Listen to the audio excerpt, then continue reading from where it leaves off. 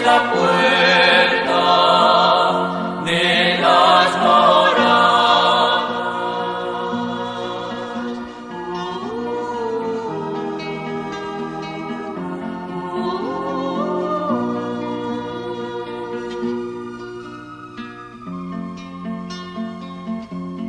Mira que estoy a la puerta llamando. Si alguno me oye y me abre, entraré en su casa y cenaremos juntos.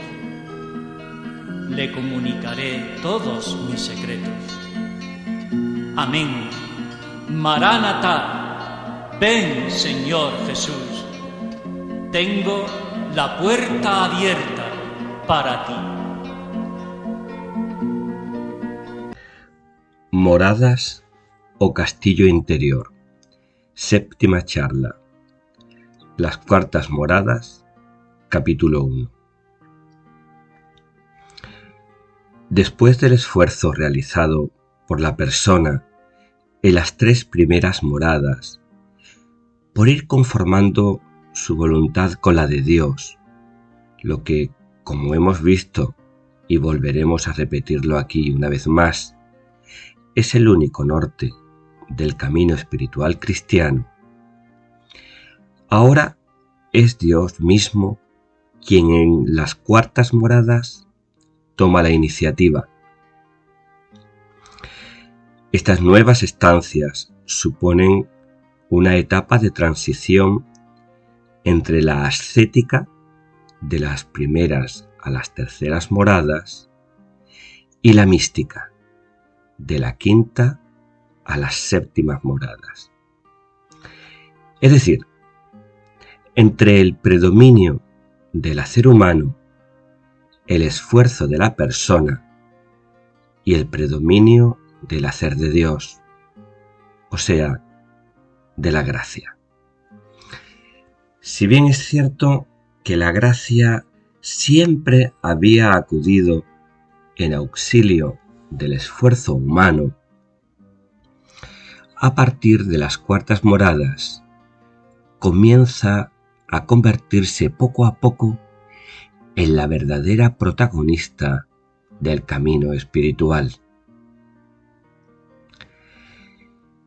En estas nuevas moradas estamos, por tanto, en los comienzos de una nueva etapa. Comienzan a ser cosas sobrenaturales. Moradas 4, 1, dice Teresa, que había dejado constancia hacía ya 12 años antes de la redacción del Castillo Interior, allá por 1565, en el capítulo 10 del libro de su vida, de esta experiencia. Tenía yo algunas veces, como he dicho, aunque con mucha brevedad pasaba, comienzo de lo que ahora diré. Acaecíame en esta representación que hacía de ponerme cabe Cristo, que he dicho, y aun algunas veces leyendo, venirme a deshora un sentimiento de la presencia de Dios que en ninguna manera podía dudar que estaba dentro de mí y yo toda engolfada en él. Vida 10, 1. En las cuartas moradas, el orante está preparado ya para la auténtica y plena acción de Dios en su vida y en su oración. Una vez que su corazón ha sido ensanchado, purificado, al experimentar el amor de Dios en la miseria de su caerse y levantarse, de su lucha por la perseverancia por mantenerse en el camino de la oración y en la práctica de las virtudes y en la quiebra de un falso y cómodo orden espiritual creado por sí mismo a imagen y semejanza de su ego y de sus necesidades psicológicas. Todo este proceso de esfuerzo y de construcción, e incluso de lucha interior ha sido absolutamente necesario para llegar a un punto en que Dios comienza a hacerse con las riendas de la vida espiritual del orante, que paradójicamente alcanza así un primer grado de una auténtica y profunda nueva libertad del espíritu. La primera querencia del orante, especialmente del moderno, movido por la impaciencia y la prisa, es preguntarse ¿cuánto tiempo lleva entrar en estas cuartas moradas? La respuesta de Teresa es ambivalente.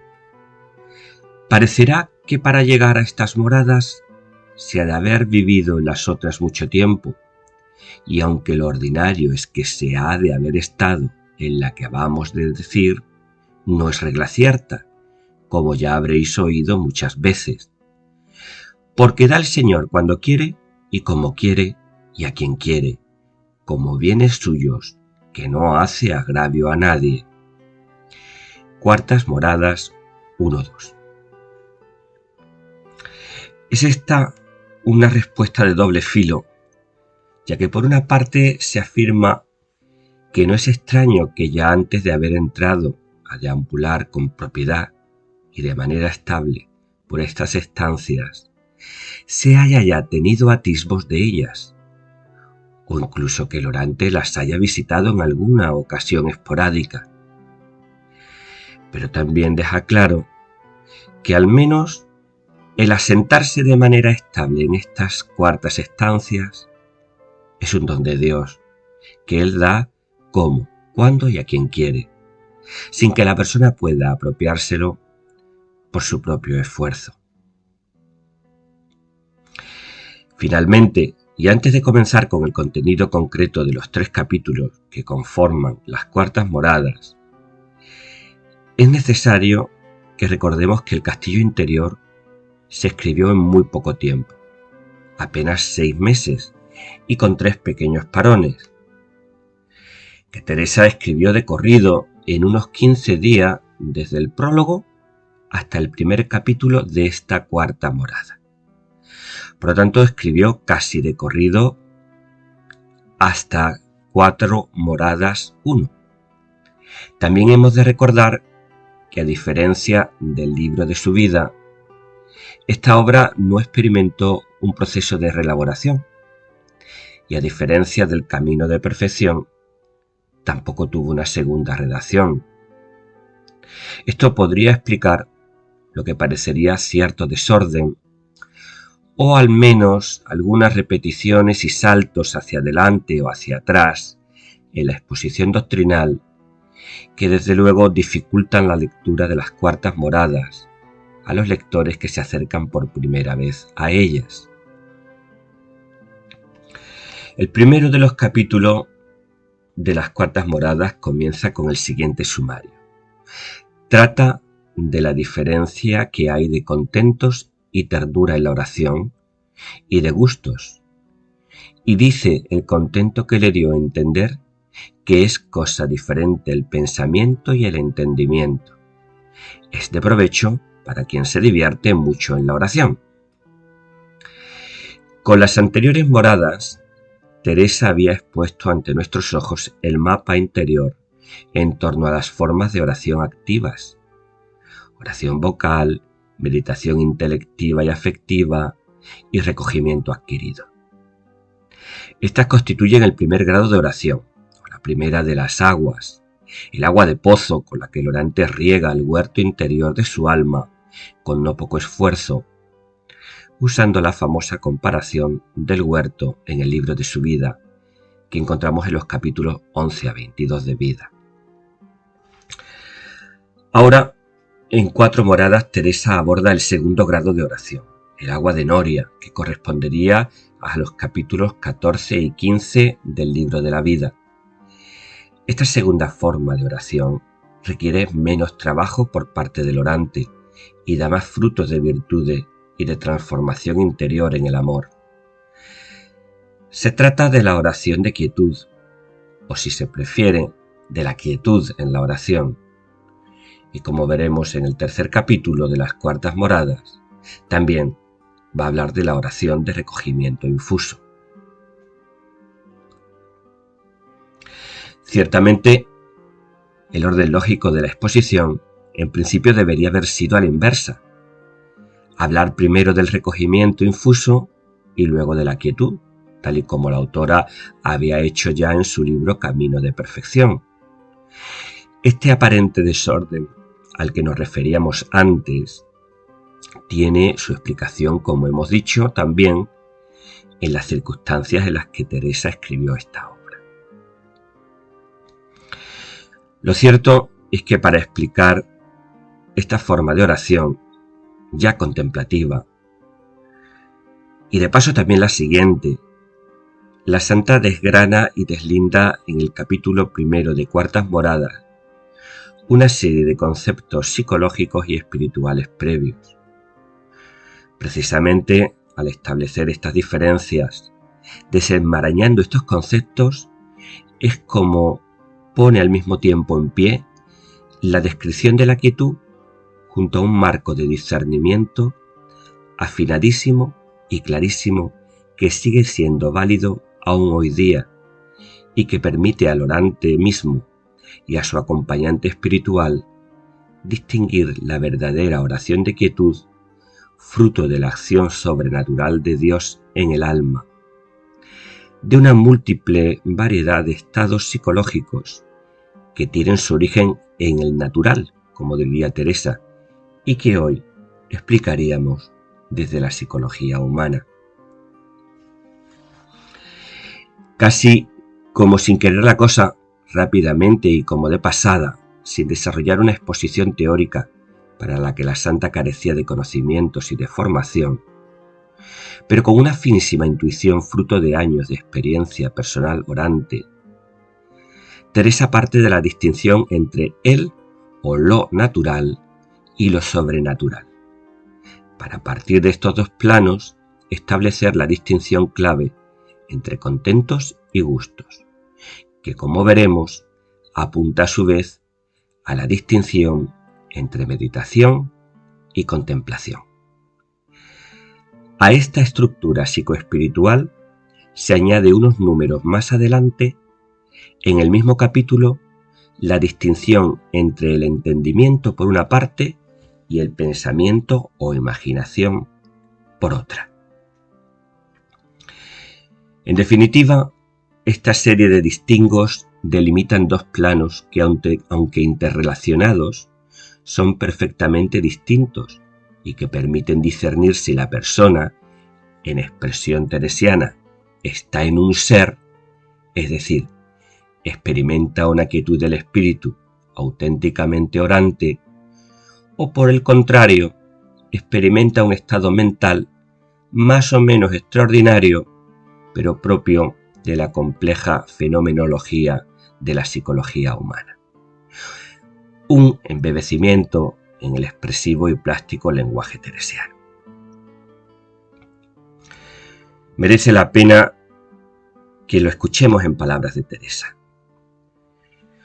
Pues hablando de lo que dije, que diría aquí, de la diferencia que hay entre contentos en la oración o gustos. Los contentos, me parece a mí, se pueden llamar los que nosotros adquirimos con nuestra meditación y peticiones a nuestro Señor, que procede de nuestro natural, aunque en fin ayuda para ello Dios, que hace entender en cuanto dijere que no podemos nada sin Él. Mas nacen de la misma obra virtuosa que hacemos, y parece a nuestro trabajo lo hemos ganado, y con razón nos da contento habernos empleado en cosas semejantes. Mas si lo consideráramos, los mismos contentos tendremos en muchas cosas que nos pueden suceder en la tierra.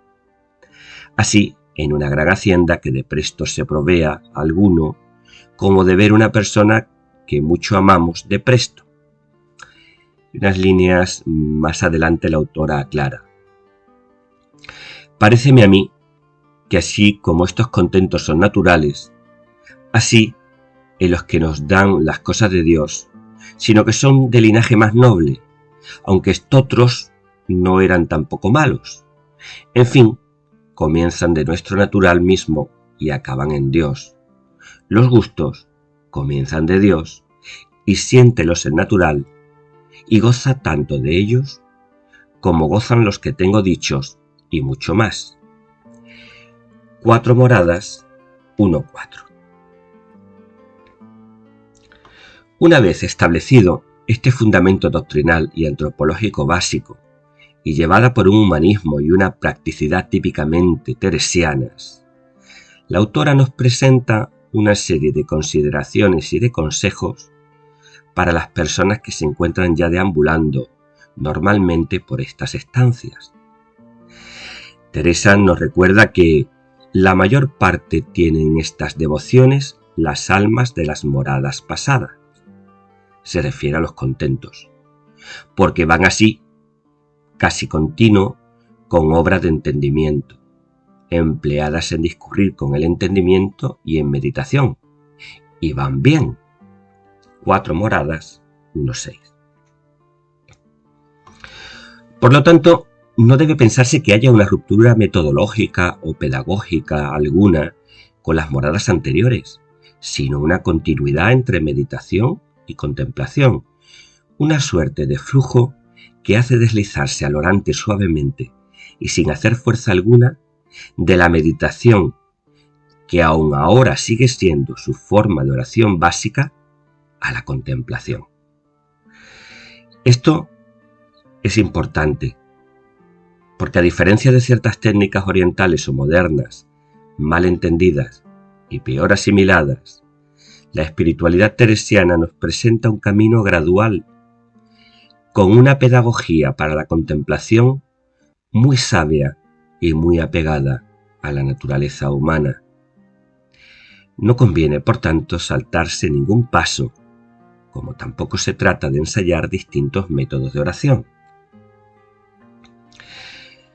Teresa nos aconseja que sólo cuando en medio de la meditación sobrevengan los gustos, es decir, la oración de quietud, y sólo entonces no nos forcemos en continuar la meditación, ya que no está la cosa en pensar mucho, sino en amar mucho, y así lo que más os despertare a amar, eso haced.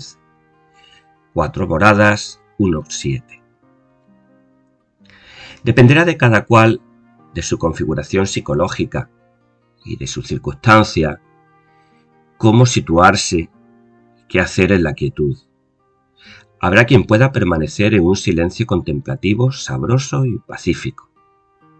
Y habrá quien se sienta impulsado a repetir de vez en cuando alguna palabra o frase corta que le caliente el corazón. Habrá quien alterne una cosa y otra mientras no se agote la quietud. Incluso en no pocos momentos habrá quien tenga que volver a la meditación intelectiva si su mente vuelve a dispersarse. Es de notar que la santa siempre habla de gustos en plural, y es que no debemos imaginar esta forma de oración como un continuo extenso, especialmente en los principios, durante el cual el alma esté constantemente embebecida, sino más bien como un flujo dinámico, frágil y sutil. Por así decirlo, la quietud sería como un mar en el que la persona se baña. El mar rodea a la persona, pero ésta puede estar por momentos más o menos sumergida en él. Esto nos lleva a remarcar 2 consideraciones que la santa ha dejado ya bien claras. Primero, que no debemos olvidar que no hemos alcanzado la oración de quietud por nuestro esfuerzo. Podemos disponernos a la quietud, pero nunca podemos forzarla. El orante puede hacer uso de una postura corporal que favorezca su estabilidad física y le ayude a recoger su mente y su sentido, llegando así a un recogimiento adquirido. Puede hacer uso de técnicas de respiración que le ayuden a alcanzar el silencio de la mente y del corazón. Puede hacer uso también de técnicas que le ayuden a recogerse y recentrarse, evitando la dispersión. Pero lo que no puede es conseguir o mantener esa oración de quietud, esos gustos. Cuestión aparte sería la legitimidad y aún la necesidad de que el orante haga uso de estos recursos y técnicas para predisponerse a recibir el don de Dios, ya que difícilmente podrá ser alcanzado por la gracia si él mismo no se pone a tiro de Dios. Lo que está claro es que Teresa nos enseña a no endiosar la técnica, el método, a no aferrarnos a lo humano, como si la espiritualidad, el amor, fueran una realidad que la persona puede controlar y la persona pudiera modelarse interiormente a sí misma. Aquí lo más sensato sería aplicar el criterio de que la validez de las técnicas y los métodos se deduce de sus frutos, frutos de amor y de transformación interior. En segundo lugar, Teresa nos advierte de que lo importante no son esos gustos, sino la voluntad de contentar al Señor, de conformar nuestra voluntad con la de Dios. El alma no debe, por tanto, buscar la quietud ni aferrarse a ella. Esto la llevaría a una especie de lujuria del espíritu, a una adicción espiritual de la que nos advierten tanto Teresa como San Juan de la Cruz, y que acabaría convirtiéndose en una nueva esclavitud, transformando al orante de buscador de Dios en turista del espíritu, de orante en yonki de los estados alterados de conciencia o de las emociones espirituales fuertes. Por esto, no debemos, nos advierte Teresa, agobiarnos por las fluctuaciones del pensamiento e imaginación. No penséis que está la cosa en no pensar otra cosa y que si os divertís un poco va todo perdido. 4 moradas, 1:7. Y es que Teresa distingue el entendimiento del pensamiento e imaginación, que se distrae incluso en la quietud. Este pensamiento e imaginación es el constante flujo de ideas o imágenes que van y vienen por nuestra cabeza, sin esfuerzo de nuestra parte. Se trata de los contenidos de nuestra mente que afluyen constantemente de nuestro inconsciente en un ir y venir constante y a veces vertiginoso. Así, el entendimiento y la voluntad pueden estar centrados en Dios, aunque la imaginación esté alborotada. Aquí es necesario tener paciencia y no dejar nunca por esto la oración. Estas turbulencias son como el movimiento de los cielos, 4 moradas, 1:9. Cuando el alma está en la quietud, es decir, amando a Dios, hay que dejar a su aire a la imaginación o fantasía. Intentar controlarla la distraería más.